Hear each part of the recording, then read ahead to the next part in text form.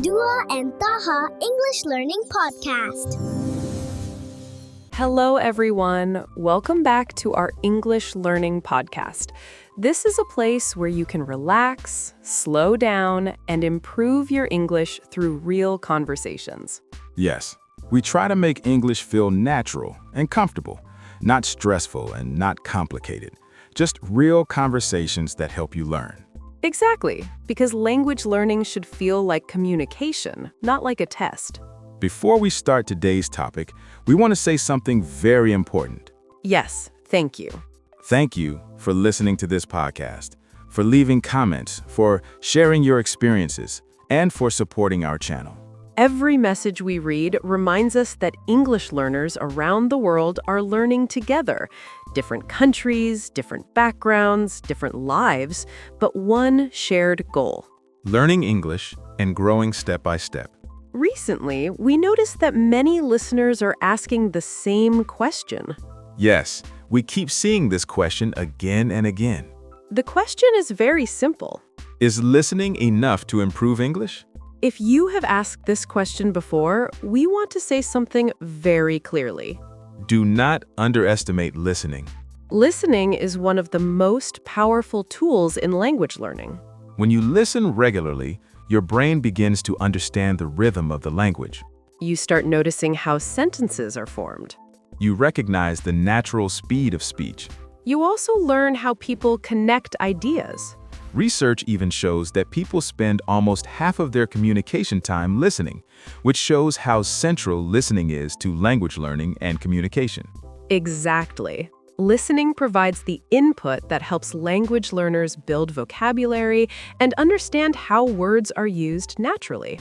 And sometimes the progress feels slow. Yes, many learners feel that they are not improving because they cannot speak perfectly yet. But progress often starts quietly. Maybe last month you understood only 40% of a conversation. Now, maybe you understand 60%. Maybe English used to sound extremely fast. Now, it feels slightly easier. That is progress.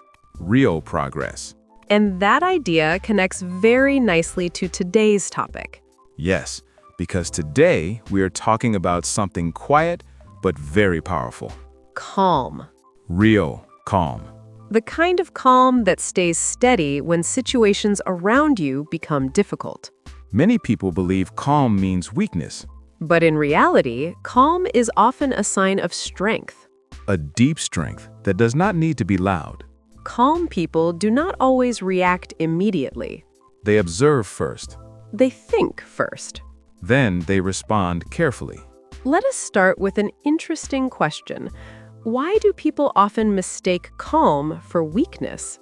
I think one reason is very simple. Calm does not announce itself.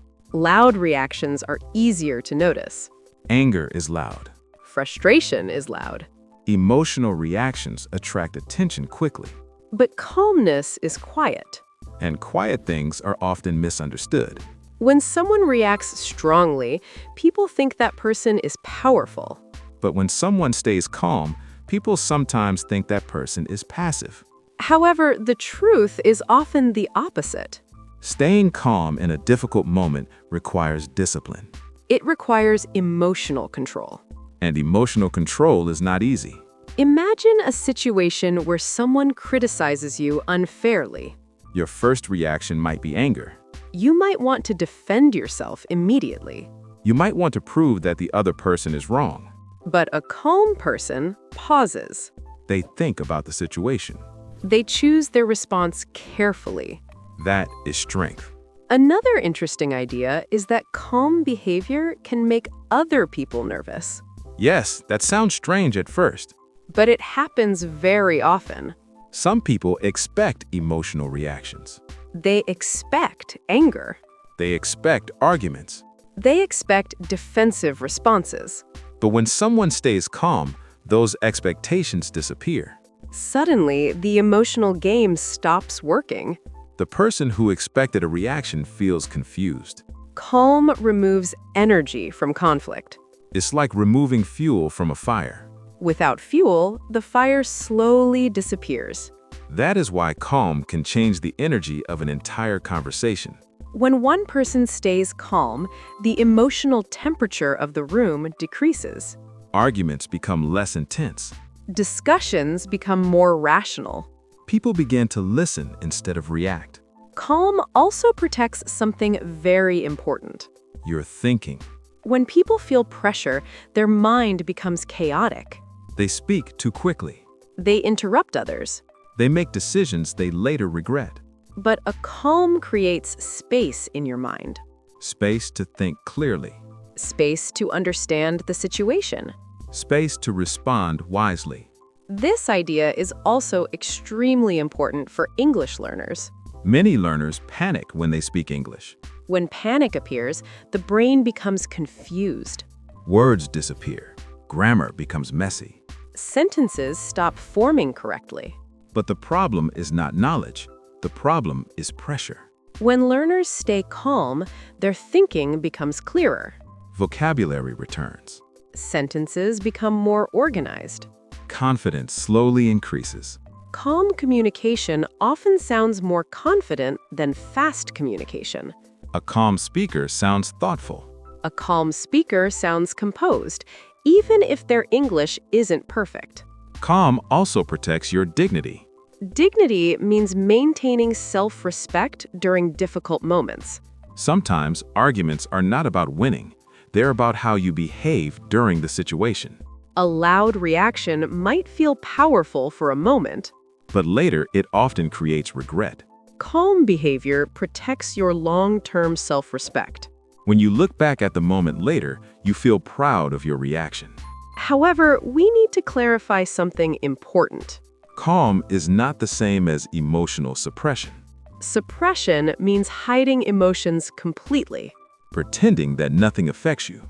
Real calm does not deny emotions. Real calm acknowledges emotions, but manages them carefully. A calm person still feels frustration. A calm person still feels disappointment. But those emotions do not control their behavior. Instead, the person stays present and aware. Another important point is that many calm people were not always calm. Yes, experience teaches calmness. Life challenges teach emotional control. People make mistakes. They react too quickly. They regret their reactions. And gradually, they learn a different approach. They learn that peace is more valuable than emotional drama. They learn that calm responses create better outcomes. Over time, calm becomes a habit. A healthy emotional habit. Now the question becomes how someone can develop this habit. The process begins with awareness. Notice your emotional reactions. Notice how your body feels during stressful moments. Notice how quickly your thoughts start moving.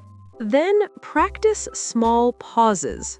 A simple breath before responding can change everything. That pause creates space between emotion and action. And inside that space, you can choose your response. Over time, this practice becomes easier. Your mind learns stability. Your reactions become more thoughtful. Your communication becomes clearer.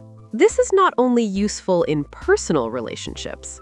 It is also useful in professional environments. Calm professionals often appear more confident and reliable. Calm leaders often inspire more trust.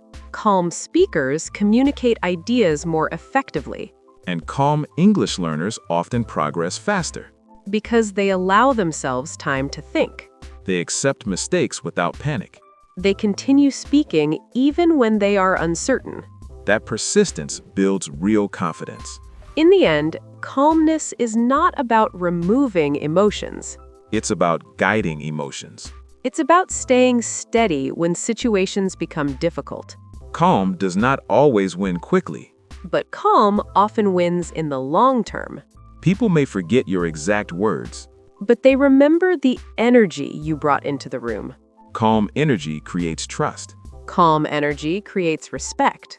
And calm energy helps communication succeed. Thank you for listening to today's episode. We hope this conversation helped your English and your confidence. Continue practicing your listening skills. Continue speaking calmly and clearly. Progress may feel slow, but it is always happening. Stay patient. Stay consistent. And most importantly, stay calm and keep learning. We will see you in the next episode. Goodbye, everyone.